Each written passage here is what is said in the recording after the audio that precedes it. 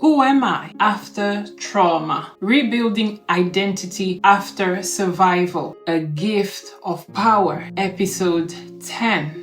There is a question many survivors are afraid to ask, not because they don't want the answer, but because they don't know if there is an answer. Who am I if I am no longer surviving for years? Survival defined you. It shaped you. It shaped your decision making. It shaped your reactions. It shaped how you saw yourself and how you allowed others to see you. But what happens when the storm ends? What happens when the danger is gone, but the identity built in survival is still there? Today, we are talking about something deep, something many people never speak about. Rebuilding your identity after trauma, because healing is not just about what you came out of. It is about who you become after. Welcome back to From My Heart to You, a gift of power. This is not just a series. This is a journey. And today we are stepping into one of the most sensitive and most important parts of healing. Identity after survival. Because many people celebrate survival, but very few talk about confusion that comes after. Survival can become your identity. When you live in trauma long enough, survival is not something you do. It becomes who you are. You learn to stay alert, read people quickly, protect yourself emotionally, expect disappointments, prepare for pain, and over time, you don't even realize it anymore. It becomes normal. You begin to think, this is just how I am. I am just guarded. I don't trust easily. I don't get close to people. But the truth is, that is not who you are. That is who you had to become to survive. And this is where many people get stuck. Because when the trauma ends, the survival mindset does not automatically leave. Now, who am I without the pain? There comes a moment in healing where everything becomes quiet. No chaos, no crisis, no constant fear. And instead of feeling free, you feel lost. You begin to ask, who am I if I am not fighting anymore? Who am I if I am not the strong one all the time? Who am I if I am no longer defined by what happened to me? And this question is real because for many survivors, trauma didn't just hurt them, it shaped their identity. You begin to realize you don't even know who you are without survival. And this is not weakness, this is the beginning of transformation. Trauma distorts identity. Trauma doesn't affect your memories, it affects how you see yourself. Over time, many survivors begin to carry identities like, I am broken, I am too much, I am not enough, I am unlovable, I am difficult.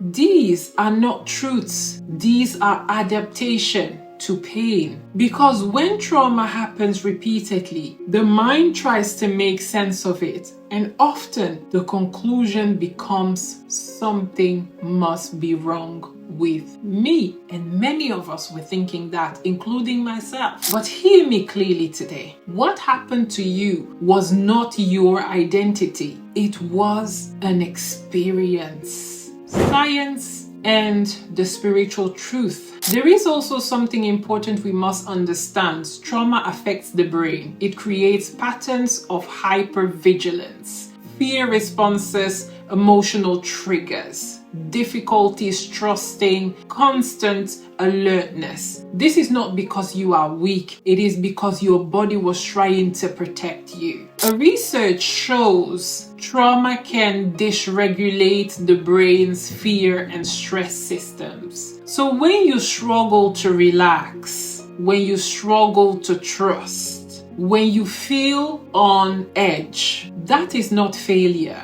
That is your nervous system, remembering what it went through. But here is the spiritual truth. You are not what your trauma trained you to believe. You are who God said you are. Now, rebuilding identity. Rebuilding identity is not instant. It is a process. It is like standing in front of a shattered mirror. Every piece reflects something. Some pieces are truth, some are shaped by pain, some were never yours to carry. And healing is learning to ask, is this me or is this what trauma taught me? First, relearn who you are. You are not your trauma, your past, your worst moments. You are chosen, loved, seen, valuable.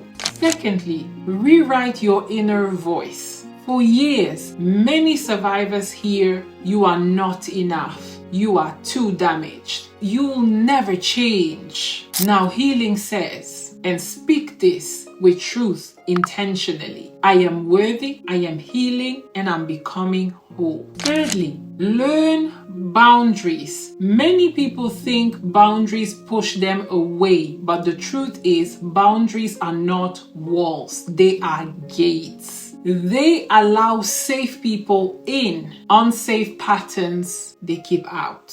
Fourthly, learn to dream again. Trauma teaches you to avoid hope because hope feels dangerous. But healing whispers, it is safe to imagine a future again. Start small. Small dreams, small steps, small joy. And slowly you begin to live again. You are not just what you survived. Let me speak to you directly. You are not just what happened to you, what was done to you, what you went through. This is who you are. You are who God created you to be, who He preserved, who He is still shaping. Your survival was not the end, it was the beginning. Now, if you are in this space right now, where you are no longer in the storm, but you are still trying to find yourself, hear me, you are not lost, you are becoming. This is not confusion, this is reconstruction. You are not going back to who you were before the pain. You are becoming who you were always meant to be. And that version of you is not broken, is not forgotten, is not disqualified. She is rising. If this spoke to you, like this video, comment, I am becoming. Share this with someone who is trying to find themselves again. And if you need support or any kind of assistance because you have been triggered through this session, email us at info@inspiredwomanuk.org, safeguarding@inspiredwomanuk.org. You are not alone in this journey. We have a community.